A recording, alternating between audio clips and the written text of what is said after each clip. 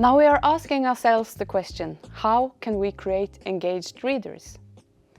And to understand how we can do that, we need to understand more about reasons to struggle with reading. First, my name is Hanna Bovim Bugge. I'm from Oslo and I have a master in literature from the University in Oslo in Norway. And I'm also a literature advisor in the reading organization Books for Everyone, where I've worked since 2008. We are looking at different key factors for successful reading. And the 4 different key factors that we've looked at is inner motivation to read, why read. We're looking at how we can find the right book and the importance of that. We're looking at the importance of accessibility to books, and also how we can engage readers through reading activities, for example, in the library. Now, understanding why some people really struggle to read is maybe part of all of these 4 parts, but mostly I think it influences how we understand the inner motivation to read, and it can really affect that.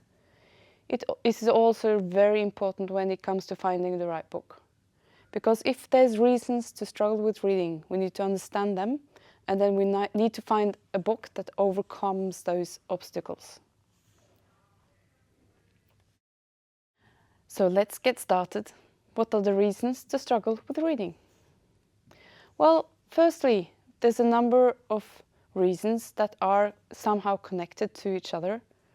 Dyslexia, general reading difficulties, ADHD or concentration problems, and also second language learners can have reading problems, of course, because they're learning a new language. And also age can have an important factor, can be an important factor, so-called older readers. Let's start with looking at dyslexia. Dyslexia is part of something we refer to as specific language challenges. And we usually divide these challenges into 2 different parts. And we look at the second one later in this lecture. The first one, specific reading and writing challenges, often called dyslexia. And then we also have specific language challenges. The numbers for people having dyslexia is actually quite high.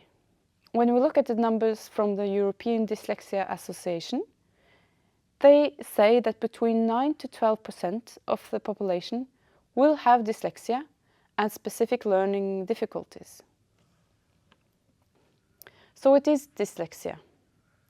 It's a congenital specific learning disability, presumably due to failure of the phonological system.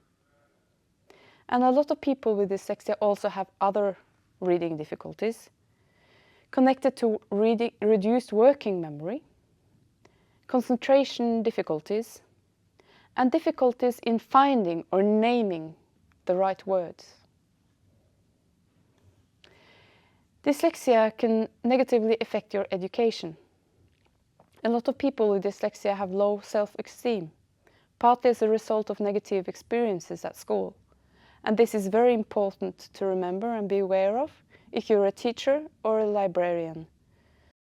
It's also important to know that you can't grow out of dyslexia. Dyslexia is something you're born with. It will be with you all your life. It's not your fault. It's very important. But you can learn ways to deal with it. And reading literature can be specifically important to learn reading strategies, to regain self-esteem, and to experience the joy of reading. And besides the specific language difficulty, dyslexia, we also have general language difficulties. These are difficulties that you can't really specify them. They're not necessarily, you can't necessarily describe them through saying that the person has dyslexia. And it's not necessarily something you're born with either. But actually, having general language difficulties, maybe because of lack of education, maybe because of lack of interests from your parents, from school, it will still have some of the same effects. And it's stipulated, and these are numbers from Norway, so maybe the numbers in your country will be different. It's stipulated that 20% of those who leave school have general reading difficulties. 20%, that's a very high number. We also have concentration problems, and one of the most important and well-known is ADHD. Numbers from Norway say that there are approximately 120,000 people with a ADHD diagnosis. And you can look up and find the numbers in your country. Many of these are actually adults, but they're not diagnosed before they're adults. And this has affected their whole life up until now. People with ADHD and other concentration problems usually do not struggle with the actual decoding of the text. But concentration problems can create problems. And for example, it can be difficult to have a reading fluency. And this again makes it more difficult to read. Then we have second language learners. And when it comes to this group, it's very important to remember that there's a strong variety among the group. First of all, everyone with a second language, they already have a language. Please remember that. They're just learning a new one. But then you have some people, they're actually analphabets. They don't know how to read or write in their own language. But others, they might be fluent readers and writers in a lot of languages, even more languages than you know yourself. So we need to know that there's a big variety. Bilingualism can actually be very important. When bilingualism is encouraged and strengthened, students transfer knowledge of different reading and writing strategies from one language to another. Please remember that, and please make sure that the person that is learning a new language is also able to use his or her first language. And the very beautiful thing with bilingualism also is that bilingual students, their multicultural capital becomes valuable for the whole class when the diversity is embraced. So there's no need not to embrace the diversity.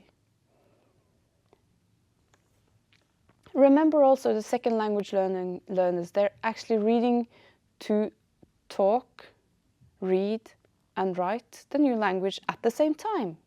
This means that all the words are new to them. It's not just decoding the words, it's actually learning the words. And pronunciation can also be a very important part of this. Reading can be very positive for this group. It can help new learners to feel the language, to learn it by heart, and get a personal connection to the new language. And then we have older adults. And a lot of these older adults, for them reading can become difficult because of concentration problems, bad eyesight, tiredness or illness, or physical weakness, that it's actually difficult to hold a book for a long time. Reading is still important all through our lives. Reading helps us stimulate our brain, awaken our memories, and stabilize our emotions.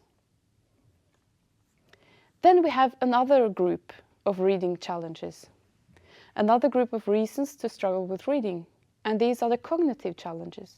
Cognitive challenges can be part of a developmental disability, or dementia, or aphasia.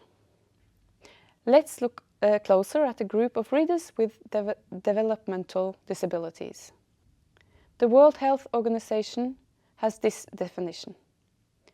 It's a condition of delayed or deficient development of abilities and functional level, which is particularly characterized by the inhibition of skills that manifest themselves during the developmental period.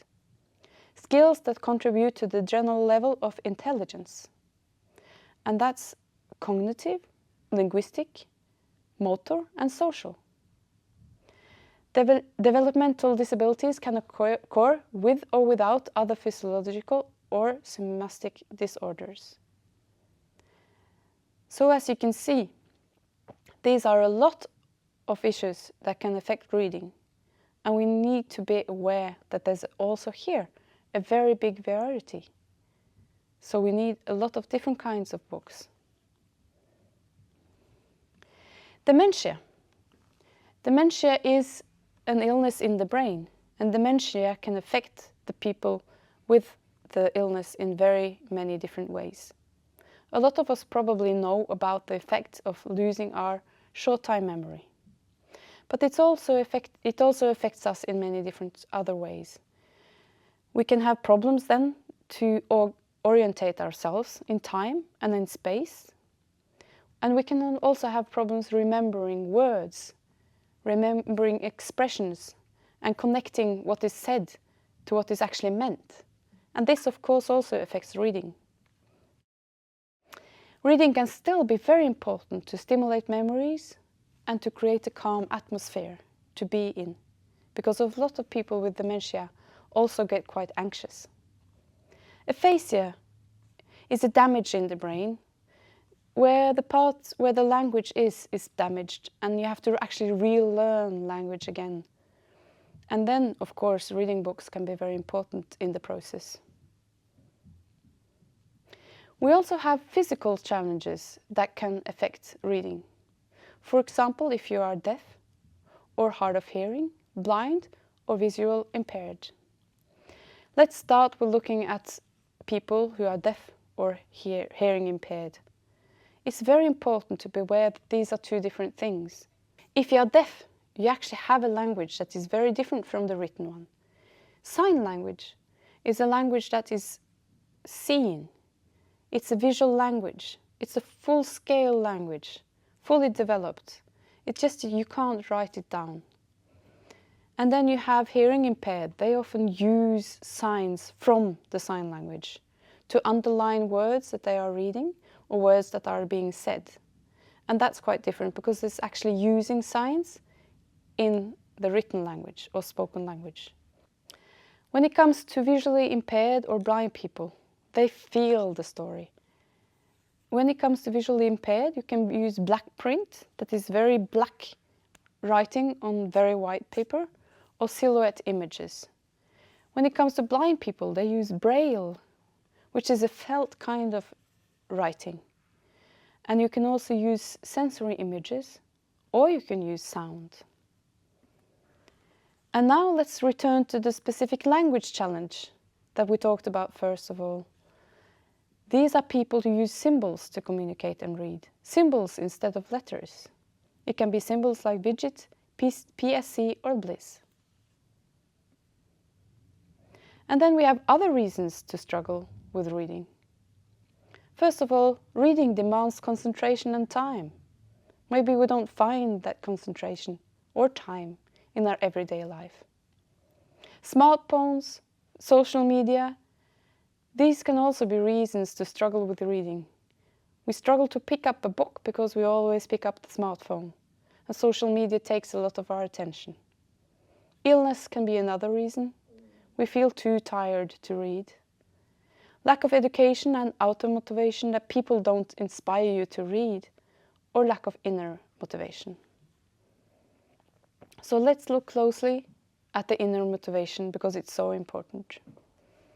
A number of international studies show that people's internal motivation is so important for the amount of reading skills and achievements.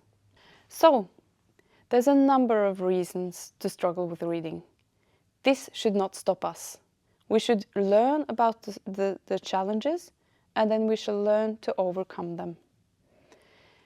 I know a researcher from Norway, she's called Gerd Berget, and I think she has a very good quote when it comes to special needs. She says, "We all have the same need, the wish to be able to enjoy a good book. It's how we get there that differs, not the need itself." So please, let us all reach the same goal, to find a good book to read and enjoy, and overcome the reading challenges. Thank you.